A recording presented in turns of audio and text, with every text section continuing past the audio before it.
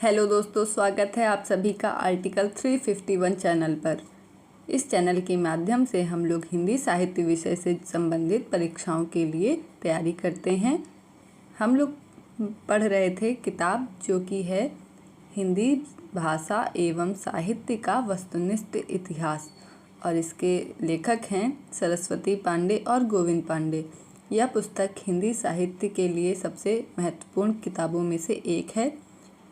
सबसे best book अगर मानी जाए तो जो कंप्लीट तैयारी करा देती है हिंदी साहित्य की, तो एक बुक यही है, हिंदी साहित्य भाषा एवं साहित्य का वस्तुनिष्ठ इतिहास। तो हम लोग इसको पढ़ रहे थे और 7 चैप्टर मतलब 7 पार्ट में ये वीडियो पहले भी आ चुके हैं। आज हम लोग पेज नंबर 71 से लेके आगे को पढ़ेंगे, और इससे पहले के वीडियोस पड़े हैं प्लेलिस्ट में, आप लोग उसको देख सकते हैं और आपको बहुत हेल्प मिलेगी उनसे। वीडियो को शुरू करते हैं। अगर चैनल पर पहली बार आए हैं तो इसे सब्सक्राइब कर लीजिए। वीडियो पसंद आता है आपको तो उसे लाइक कीजिए और अपने दोस्तों के साथ भी शेयर कीजिए। आज का टॉपिक है हिंदी साहित्य काल विभाजन और नामकरण। तो हिंदी साहित्य जो है उसका कालखंड शुरू होता है लगभग 1000 ईस्वी से। तो 1000 ईस्वी से लेके जो जितना भी साहित्य चला है तो उसको विभिन्न कालों में बांट दिया गया है। तो अलग अलग विद्वानों ने अलग अलग नाम से उनको संबोधित किया है, तो उन्हीं का जो नाम रखा है उन्होंने, उसको आज हम लोग पढ़ेंगे। जैसे कि जॉर्ज ग्रियर्सन ने काल विभाजन जो किया है उसमें नाम रखा सबसे पहले चारण काल 700 से 1300 ईस्वी। फिर दूसरा जो काल विभाजन किया जो नाम रखा इन्होंने 15वीं सदी का धार्मिक पुनर्जागरण। फिर जायसी की प्रेम कविता। चौथा नाम रखा ब्रज का कृष्ण संप्रदाय। फिर मुगल दरबार, तुलसीदास, रीति काव्य, तुलसीदास के अन्य प्रवर्ती, 18वीं शताब्दी, कंपनी के शासन में हिंदुस्तान, महारानी विक्टोरिया के शासन में हिंदुस्तान। जॉर्ज ग्रियर्सन ने सर्वप्रथम हिंदी साहित्य के आरंभिक काल को चारण काल से अभिहित किया। मतलब कि अब इस तरीके से पूछ सकते हैं कि आदिकाल का जो आरंभिक काल क्या है, आदिकाल है ना। तो आदिकाल का चारण काल नाम से संबोधन किसने किया, तो जॉर्ज ग्रियर्सन ने किया था। फिर ग्रियर्सन ने चारण काल के अंतर्गत 9 कवियों को रखा।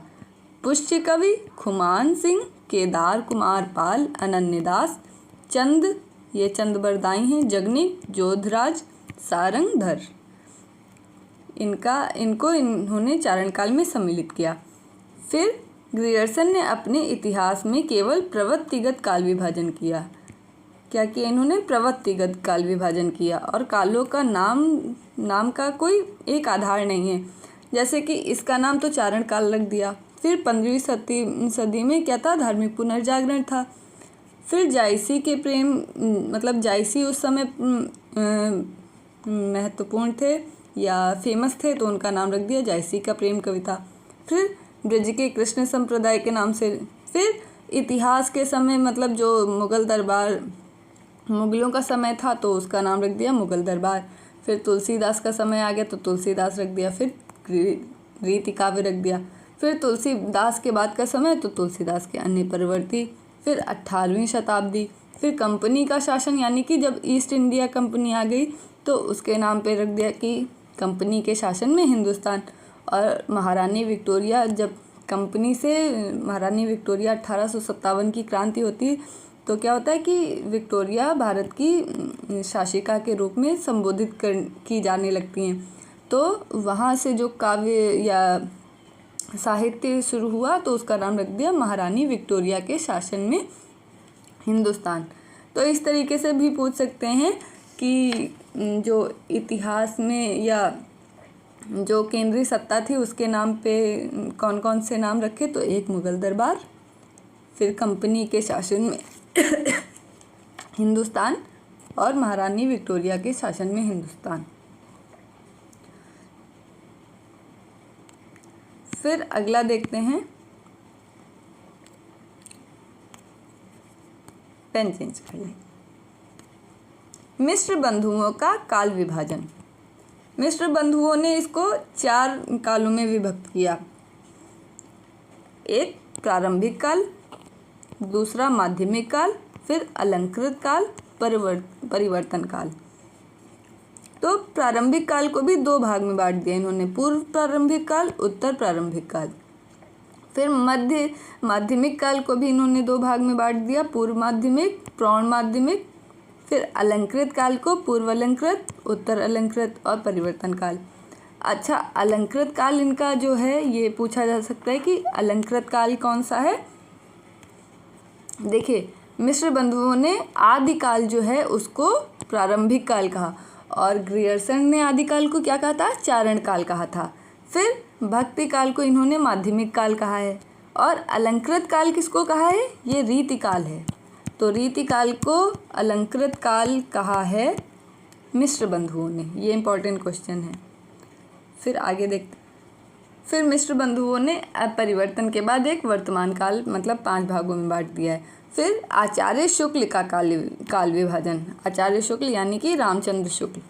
तो रामचंद्र शुक्ल ने काल विभाजन किया आदिकाल, पूर्व मध्यकाल, उत्तर मध्यकाल और आधुनिक काल। आदिकाल को शुक्ल जी ने नाम दिया था वीरगाथा काल। तो आदिकाल का नाम क्या है जो आचार्य रामचंद्र शुक्ल ने रखा था, वीरगाथा काल। उसका समय था संवत 1050 से लेके 1375। फिर पूर्व माध्यमिक काल, पूर्व माध्यमिक काल है भक्ति काल और ये संवत 1375 से लेके 1700 तक। फिर उत्तर मध्यकाल, उत्तर मध्यकाल का नाम है रीतिकाल। रीतिकाल नाम किसने दिया पूछ सकते हैं, तो आचार्य रामचंद्र शुक्ल ने दिया है। ये संवत 1700 से 1900 ईस्वी संवत तक। आचार्य रामचंद्र शुक्ल ने जितना भी समय लिया है तो उनका कैलेंडर कौन सा था, विक्रम संवत था। और आधुनिक काल, आधुनिक काल का नाम रखा है इन्होंने गद्य काल और 1900 संवत से 1984 तक। फिर डॉक्टर राम कुमार वर्मा का काल विभाजन, इन्होंने संधि काल, चारण काल, भक्ति काल, रीति काल और आधुनिक काल नाम रखा और आदि काल के 2 नाम इन्होंने दिए, एक संधि काल और एक चारण काल। फिर डॉक्टर गणपति चंद्र गुप्त का काल विभाजन, तो इन्होंने 4 भागों में नाम मतलब विभक्त किया और नाम दिए, एक आदिकाल, फिर पूर्व मध्यकाल, उत्तर मध्यकाल और आधुनिक काल। फिर डॉक्टर नगेंद्र ने जो संपादित किया था ग्रंथ हिंदी साहित्य का इतिहास, उसमें इन्होंने काल विभाजन किया है और जो नाम रखा है तो आदिकाल जो कि 7वीं सदी से के मध्य से 14वीं सदी के मध्य तक रहा। तो 7वीं से लेके 14वीं तक का टाइम जो है वो आदिकाल का इन्होंने माना। फिर भक्ति काल जो 14वीं से लेके 17वीं सदी तक चला। फिर रीतिकाल, रीतिकाल 17वीं सदी के मध्य से लेके 19वीं सदी तक के मध्य तक रहा, मतलब कि 7वीं सदी हो गई 650 से लेके 1350 तक। तो ये हो गया, 1 मिनट, 7वीं सदी हो गई 650 से लेके 1350, यानी कि 14वीं सदी के मध्य है ना, तो 1450। फिर भक्ति काल हो गया 1350 से लेके 1650 तक। फिर रीतिकाल हो गया 1650 से लेके 1850 तक और आधुनिक काल हो गया 19वीं सदी यानी कि 1850 से लेके आज तक जितना भी चल रहा है। और आधुनिक काल को फिर से इन्होंने विभक्त किया किसमें, पुनर्जागरण काल, उसका नाम है भारतेंदु काल, ये 1857 से लेके 1900 ईस्वी तक। फिर जागरण सुधार काल, इसे कहते हैं द्विवेदी काल, तो 1900 से 1918 ईस्वी तक। फिर छायावाद काल 1918 से 1938 ईस्वी। फिर छायावादोत्तर काल। फिर प्रगति प्रयोग काल, नवलेखन काल। फिर बच्चन सिंह ने काल विभाजन किया है अपभ्रंश काल, भक्ति काल, रीति काल, आधुनिक काल। आदिकाल का नामकरण तो प्रयोक्ता हैं और मतलब कि क्या नाम किसने आदिकाल का रखा, तो आदिकाल को चारण काल कहा था, किसने कहा? ग्रियर्सन ने कहा। और ग्रियर्सन की बुक का नाम आप लोग कमेंट करेंगे। फिर आगे देखते। फिर प्रारंभिक काल। प्रारंभिक काल का जो नाम दिया है वो मिश्र बंधु ने दिया है। बीजवपन काल, ये दिया है नाम महावीर प्रसाद द्विवेदी ने। वीरगाथा काल, आदिकाल को वीरगाथा काल किसने कहा? आचार्य रामचंद्र शुक्ल ने कहा है। सिद्ध सामंत काल, पंडित राहुल सांकृत्यायन ने कहा। वीर काल, आचार्य विश्वनाथ प्रसाद मिश्र ने कहा है। संधि काल एवं चारण काल नाम दिया है डॉक्टर रामकुमार वर्मा ने। आदिकाल नाम दिया है आचार्य हजारी प्रसाद द्विवेदी ने। और आधार काल कहा है सुमन राजे ने। तो ग्रियर्सन ने कहा था चारण काल। फिर मिश्र बंधु आए, प्रारंभिक काल इन्होंने नाम दे दिया। महावीर प्रसाद द्विवेदी ने बीजवपन काल नाम दिया। रामचंद्र शुक्ल ने वीरगाथा काल नाम दिया।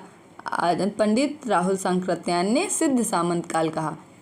और आचार्य विश्वनाथ प्रसाद मिश्र ने वीर काल कहा। डॉक्टर रामकुमार वर्मा ने इसे 2 नाम दिए, संधि काल और चारण काल। फिर हजारी प्रसाद द्विवेदी ने इसे आदिकाल कहा है और सुमन राजे ने आधार काल कहा है। समझिए, ये ऐसा समय था ना कि हिंदी साहित्य का इतिहास लिखा जा रहा था। उस समय इतना जैसे आज हम लोग बैठ के पढ़ रहे हैं तो बहुत सारे रिसर्चेज हो चुके हैं, बहुत सारी बुक्स आ चुकी हैं साहित्य इतिहास लेखन पर। तो हम लोगों को मतलब एकदम परोसा हुआ, एकदम पका पकाया मिल रहा है।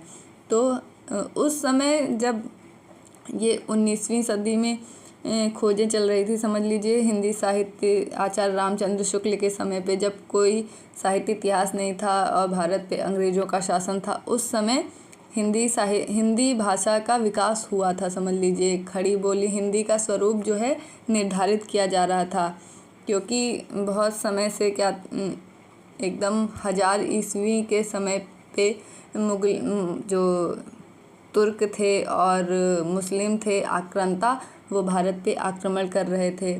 जैसे गौरी गजनवी, फिर मुग़ल आ गए।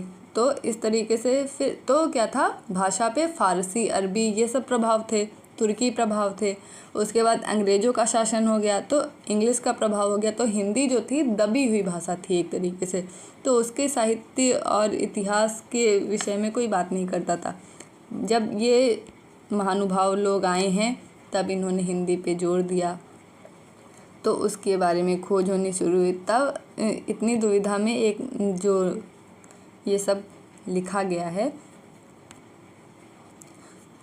तो आज हमें आसान लग रहा है। लेकिन क्या है कि उस समय जब इतने एविडेंस नहीं थे, इतनी रिसर्च नहीं हुई थी, उस समय इन लोगों को नाम रखना और काल विभाजन करना, उनका सही तरीके से उनकी विशेषताएं ढूंढना, उन रचनाओं को ढूंढना, तो ये सब बहुत कठिन काम था उन लोगों के लिए। अभी तो सोशल मीडिया है और इंटरनेट है, सूचनाएं बहुत जल्दी प्रसारित हो जाती हैं, लेकिन उस समय इतना ज़्यादा नहीं टेक्नोलॉजी थी, तो इसलिए। फिर आगे रीतिकाल का नामकरण। तो रीतिकाल का नाम रखा गया है रीतिकाव्य। रीतिकाव्य कहा है जॉर्ज ग्रियर्सन ने। अलंकृत काल कहा है मिश्र बंधु ने। रीतिकाल कहा है आचार्य रामचंद्र शुक्ल ने। अच्छा, रीतिकाल के प्रवर्तक कौन हैं ये आप लोग बताएंगे। एक सर्वमान्य मत है रीतिकाल के प्रवर्तक का, और एक आचार्य रामचंद्र शुक्ल मानते हैं कि रीतिकाल के प्रवर्तक कौन है, ये आप लोग कमेंट करेंगे। पहला कमेंट था ग्रियर्सन की बुक जो है उसका नाम बताना है। दूसरा आंसर आप लोगों को देना है कि रीतिकाल के प्रवर्तक कौन है। फिर श्रृंगार काल, आचार्य विश्वनाथ प्रसाद मिश्र ने ये नाम रखा है श्रृंगार काल। फिर कला काल, ये रमाशंकर शुक्ल रसाल ने नाम दिया है। फिर डॉक्टर उदयनाथ नारायण तिवारी, डॉक्टर गोविंद त्रिगुणायत और डॉक्टर महेश नाथ दुबे द्वारा भाषा की दृष्टि से किया गया काल विभाजन। तो इन 3 लोगों ने मिल के जो है भाषा की दृष्टि से काल विभाजन किया है, और उनका नाम क्या रखा है, पृष्ठभूमि। अवहट्ट काल, उस समय क्या था, अवहट्ट भाषा चल रही थी, तो उसका नाम दे दिया पृष्ठभूमि। फिर उन्मेष काल भाषा ब्रजबुली थी, पुरानी ब्रज, कौरवी या खड़ी बोली एवं अवधि काल, यानी कि उस समय उन्मेष काल की भाषा कौन सी थी? ब्रजपुली, पुरानी ब्रज, कौरवी या खड़ी बोली और अवधी काल। फिर पूर्व भाग ब्रजभाषा अवधी काल, उत्तर भाग खड़ी बोली का काल। तो इस तरीके से ये नामकरण दिया है। किसने दिया है? उदय नारायण तिवारी ने, डॉक्टर गोविंद त्रिगुड़ायत ने और डॉक्टर महेश नाथ दुबे ने। तो आज के वीडियो में हम लोग इतना ही पढ़ेंगे और आई होप आपको ये वीडियो पसंद आया होगा और आपके लिए कुछ हेल्प मिलेगी इससे। फिर कल के वीडियो में हम लोग देखेंगे आदिकाल के आगे से पढ़ना शुरू करेंगे। और प्लीज़ चैनल को सब्सक्राइब कर लीजिए, अपने दोस्तों के साथ शेयर कीजिए और लाइक कर दीजिए। Thank you very much for watching this video.